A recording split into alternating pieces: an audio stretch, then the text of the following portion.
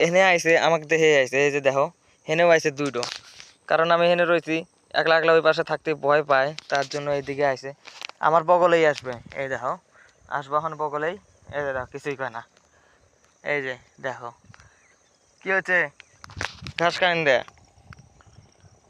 এটাই আমাদের গরু, অনেক দূর নিয়ে আসি, নতুন জায়গা তো তার জন্য ভয় পাচ্ছে আর কি। আমিও সাথে আইছি, আমিও হাতে আইছি করে হাতে। এই যে একটা ভয় পাইতেছে, কিন্তু ভয়ের কোনো কারণ নাই, এই যে ঝাউ গাছের বন শুধু চারপাশে, সেই ভয় খাইতেছে।